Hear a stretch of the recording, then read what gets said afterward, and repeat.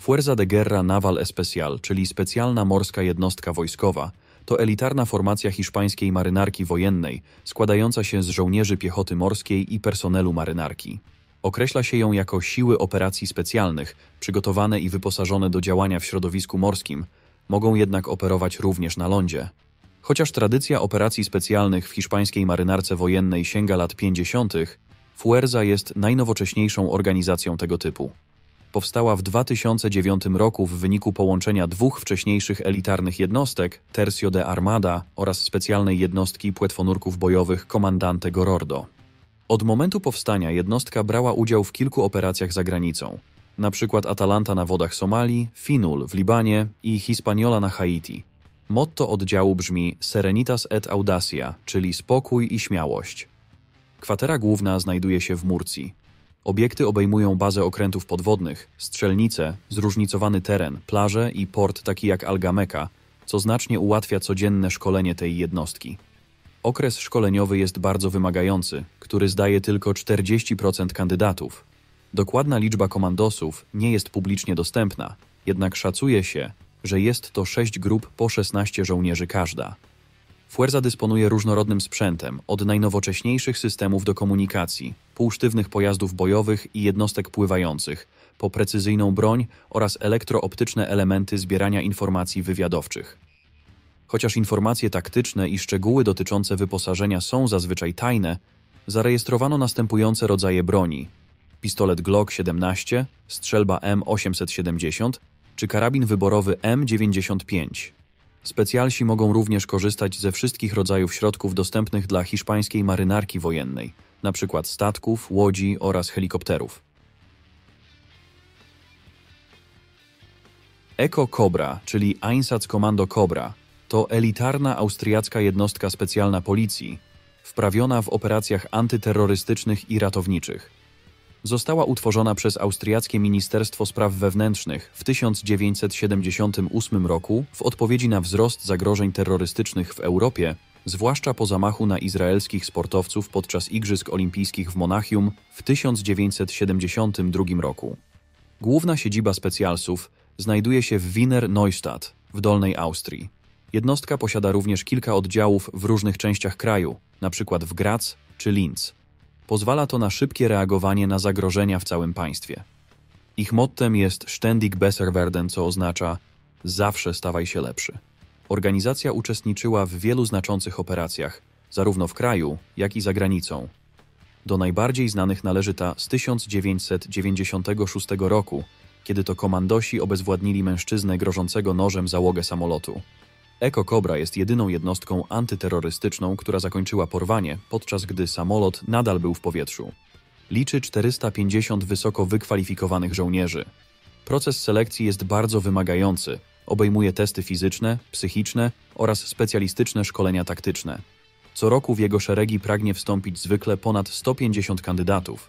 Wybranych ostatecznie zostaje tylko około 20. Dysponuje szerokim arsenałem nowoczesnej broni i wyposażenia, dostosowanym do różnorodnych misji. Do najczęściej używanych typów broni należą pistolety Glock 17 i 19, strzelby Benelli M4 czy karabinki Steyr AUG. Ponadto korzysta z zaawansowanych systemów komunikacji, sprzętu ochronnego, pojazdów taktycznych i narzędzi do infiltracji oraz ratownictwa. Jeśli podoba Wam się ten odcinek, zapraszamy do polubienia i udostępnienia filmu oraz subskrypcji kanału, aby nie przegapić nowych materiałów. Dzięki i kontynuujmy. Joint Task Force 2 jest elitarną jednostką specjalną kanadyjskich sił zbrojnych, wprawioną w operacjach antyterrorystycznych, kontrwywiadowczych i ratowniczych. Została utworzona w 1993 roku w odpowiedzi na rosnące zagrożenia terrorystyczne. Jednym z takich incydentów była masakra w École Polytechnique w Montrealu w 1989 roku.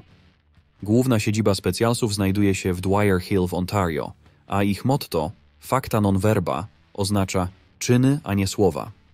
Grupa brała udział w wielu kluczowych krajowych i zagranicznych operacjach. Jednym z najbardziej znanych działań było uczestnictwo jednostki w misji specjalnej w Iraku, gdzie w 2017 roku doniesiono, że snajper kanadyjskiego oddziału zastrzelił bojownika z odległości 3540 metrów, ustanawiając tym samym rekord świata w zakresie najdłuższego militarnego strzału snajperskiego.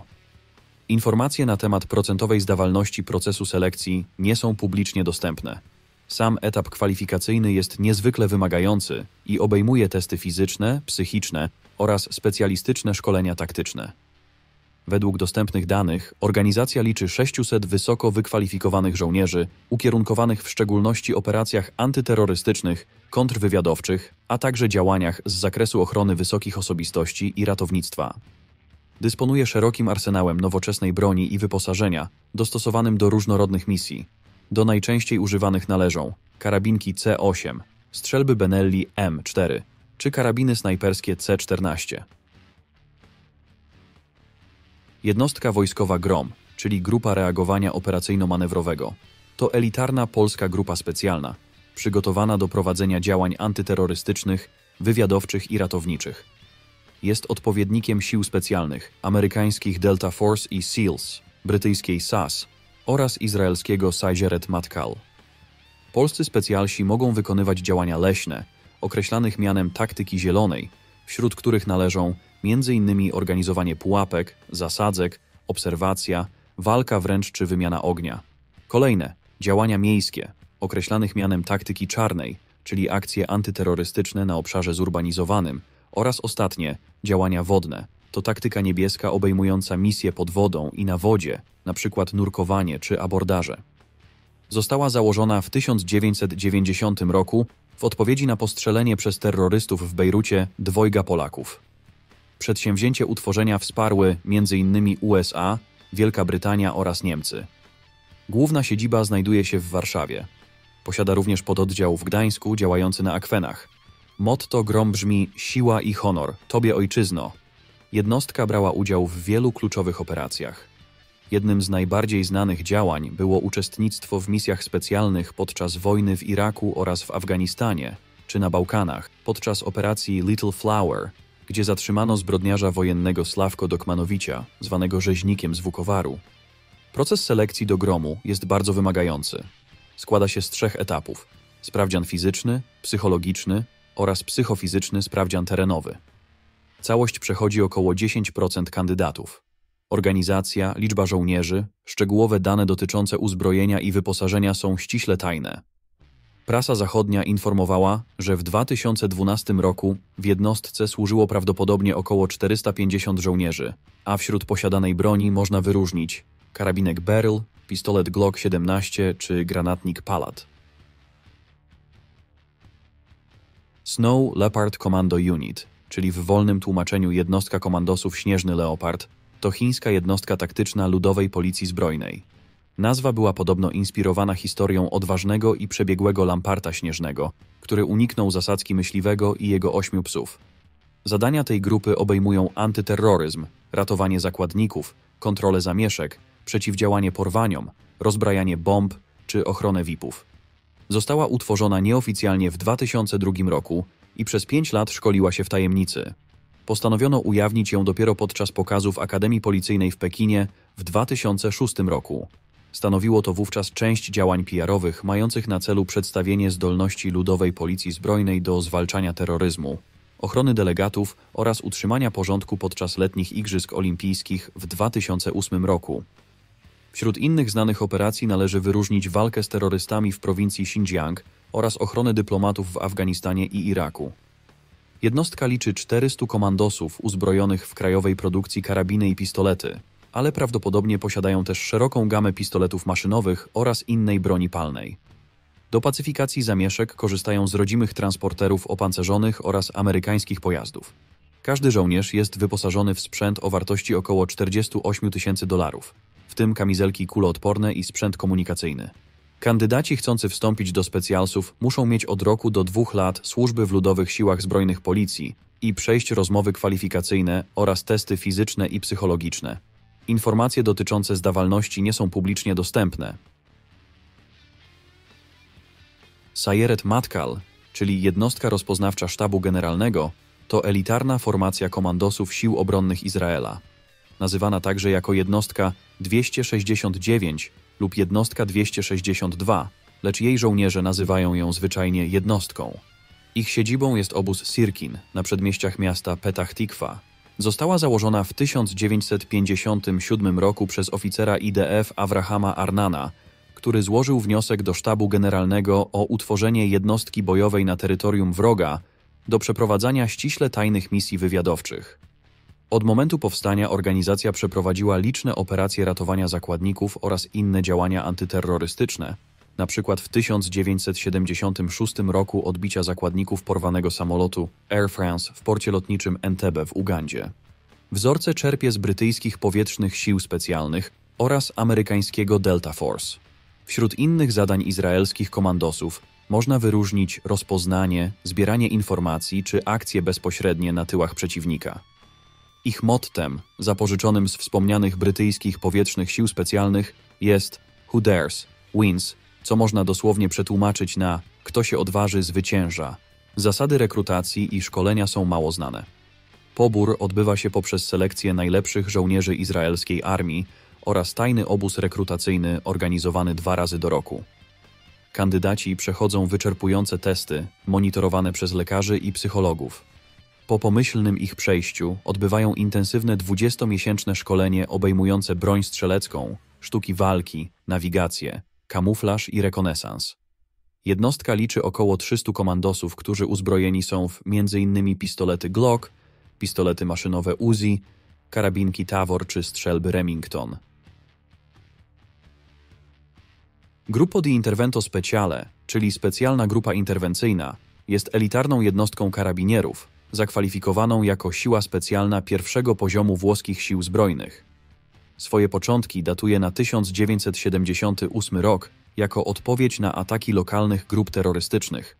W 2004 roku została zatwierdzona jako włoska jednostka sił specjalnych, przygotowana do wszelkiego rodzaju akcji specjalnych wysokiego ryzyka na międzynarodowych obszarach działań. Ich siedziba mieści się w Livorno, a motto to In singuli virtute aciei vis, co oznacza grupa czerpie siłę z wartości jednostki. Specjalsi zawsze mają jedną grupę gotową do interwencji, a drugą przygotowaną do działania w ciągu 3 godzin. Oddział może być wykorzystany na poziomie krajowym do misji ratowania zakładników, ochrony wrażliwych celów i wsparcia lokalnych sił policyjnych w sytuacjach kryzysowych. Za granicą przeprowadza misje ratowania zakładników, ochrony ambasad i konsulatów, a także szkolenia zagranicznego personelu policyjnego. Wśród znanych akcji organizacji należy wyróżnić zapewnienie ochrony podczas zimowych Igrzysk Olimpijskich w Turynie w 2006 roku i szczyt grupy 7 państw w Taorminie na Sycylii w maju 2017 roku. Wymagania dołączenia do komandosów są surowe, a ścieżka zostania ich członkiem nie jest łatwa. Kandydaci muszą posiadać wysoki poziom specjalistycznej wiedzy oraz umiejętności operacyjnych i taktycznych. Już przy pierwszym etapie rekrutacji, który obejmuje badania psychofizyczne oraz liczne wywiady, zdaje tylko 40% ochotników. Grupa używa różnych rodzajów broni, w tym pistoletów Glock oraz broni długiej MP5.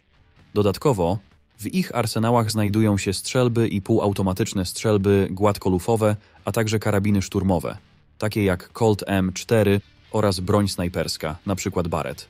Cały sprzęt wraz z umundurowaniem noszony podczas akcji waży około 30 kg. Grupa Alfa to rosyjska jednostka sił specjalnych wchodząca w skład Centrum Specjalnego Przeznaczenia Federalnej Służby Bezpieczeństwa Federacji Rosyjskiej FSB.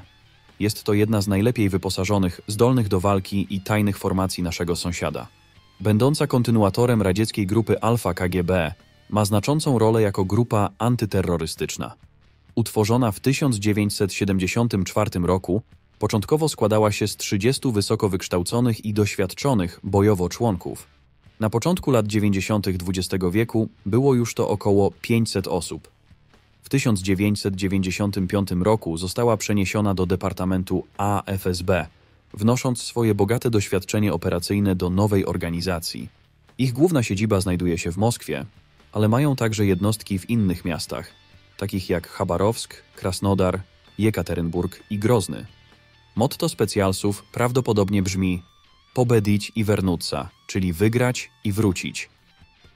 Jednak niektóre źródła rosyjskie podają inne. Pobedić i wyżyć, żeby pobedić wnow. Oznacza to wygrać i przetrwać, aby wygrać ponownie. Jedną z najgłośniejszych operacji FSB Alfa, wspólnie z inną rosyjską jednostką specjalną Wympieł, było uwolnienie zakładników w Teatrze na Dubrowce w Moskwie w 2002 roku. Mimo uratowania wielu osób, akcja zakończyła się śmiercią co najmniej 170 cywilów. Społeczność międzynarodowa skrytykowała Rosję za użycie środka chemicznego, który zabił zarówno napastników, jak i zakładników. Reputacja komandosów przyciąga wielu chętnych do jej szeregów, lecz mimo to organizacja aktywnie poszukuje odpowiednich osób w instytutach wojskowych Ministerstwa Obrony Rosji. Szacuje się, że 97% personelu sił specjalnych FSB to oficerowie lub kadeci dążący do zostania oficerami. W procesie rekrutacji ocenia się szereg umiejętności, w tym pływanie, posiadanie prawa jazdy, kurs spadochronowy, umiejętności strzeleckie, znajomość języków obcych i wiele innych. Żołnierze są szkoleni w różnych dziedzinach, takich jak posługiwanie się bronią, wspinaczka, ratownictwo oraz działania na morzu. Dokładna liczba personelu ma obecnie charakter tajny.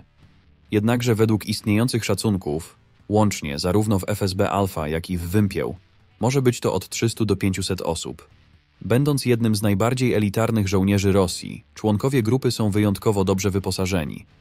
Chociaż większość obecnego wyposażenia może być nieznana, wiadomo, że ich drogi i zaawansowany arsenał obejmuje niektóre z poniższych: karabin AK-105, pistolety Glock, akcesoria laserowe i optyczne, opancerzone pojazdy bojowe, helikoptery, a nawet w razie potrzeby czołgi. United States Navy Sea, Air and Land Teams, powszechnie znane jako Navy SEALs, to zespoły morskich, powietrznych i lądowych sił marynarki wojennej USA, elitarny oddział, któremu powierzono zadania takie jak zagraniczna obrona wewnętrzna, działania bezpośrednie, antyterroryzm czy zwiad specjalny.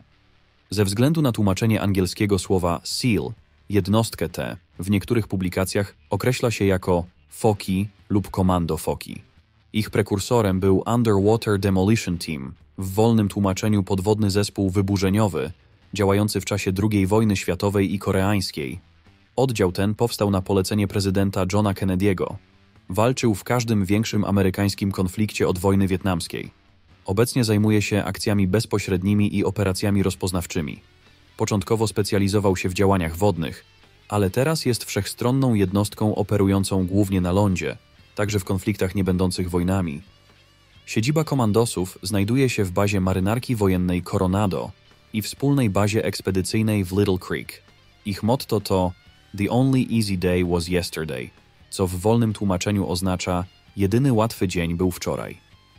Jednym z najgłośniejszych działań amerykańskich FOK była operacja Neptune Spear, czyli trójząb Neptuna, z 2011 roku, kiedy zabito w Pakistanie Osamę Bin Ladena, przywódcę Al-Kaidy. Ochotnicy do Navy SEALs muszą spełnić rygorystyczne wymagania fizyczne, psychiczne i osobowościowe. Szkolenie ma renomę najtrudniejszego na świecie. Po wstępnych badaniach przechodzą 24-tygodniowy kurs podstawowy, a następnie 26-tygodniowy kurs kwalifikacyjny. Szkolenie obejmuje m.in. strzelanie, taktykę małych oddziałów, nawigację lądową, użycie materiałów wybuchowych, trening w niskich temperaturach, medycynę pola walki i operacje morskie. Komando Foki korzystają z różnorodnego ekwipunku, często dopasowanego do danej misji. Co ciekawe, mają także możliwość personalizacji swojego uzbrojenia. Wśród niektórych wyróżniamy karabin maszynowy M60, karabin snajperski Barrett M82, ale też pojazdy opancerzone, podwodne i łodzie. Marcos to elitarna jednostka marynarki wojennej Indii, znana z wyjątkowych zdolności bojowych oraz odwagi. Powstała w 1987 roku i specjalizuje się w wojnie amfibijnej, czyli wodno-lądowej oraz antyterrorystycznej. Często porównywani do wspomnianych już prestiżowych Navy SEALs. Ich główna kwatera znajduje się w Visakhapatnam w Indiach, a motto brzmi "The Few, the Fearless", co oznacza nieliczni, nieustraszeni. Zyskała uznanie za sukcesy w operacjach takich jak Kaktus, Pijawka, Pawan czy Cyklon. Komandosi zasłynęli męstwem podczas ataków w Mumbaiu w 2008 roku i współpracują z armią indyjską w trudnych regionach jak Kaszmir. Dołączenie do komandosów wiąże się z trudnym procesem selekcji dla personelu marynarki wojennej z wyjątkowymi osiągnięciami w służbie. Kandydaci przechodzą wymagające testy fizyczne, ćwiczenia wytrzymałościowe i oceny psychologiczne. Proces selekcji składa się z 4 faz. przedselekcji, selekcji, podstawowego oraz zaawansowanego szkolenia kwalifikacyjnego. Ich doświadczenie w misjach morskich to kluczowy atut w zabezpieczaniu morskich interesów Indii. Komandosi korzystają z następującego typu uzbrojenia: pistolety Glock, pistolety maszynowe MP5, karabiny szturmowe Tavor czy granatniki. Do przemieszczania się służą im helikoptery, pojazdy terenowe oraz skutery podwodne. Czy zgadzacie się z tym rankingiem? O jakich siłach specjalnych powinniśmy jeszcze powiedzieć? Jesteśmy ciekaw Waszych opinii, dajcie znać w komentarzu. Zapraszamy również do polubienia i udostępnienia filmu oraz subskrypcji kanału. Znajdziecie nas także na Facebooku i Instagramie, gdzie przedstawiamy więcej krótkich rolek. Dzięki i do zobaczenia już wkrótce.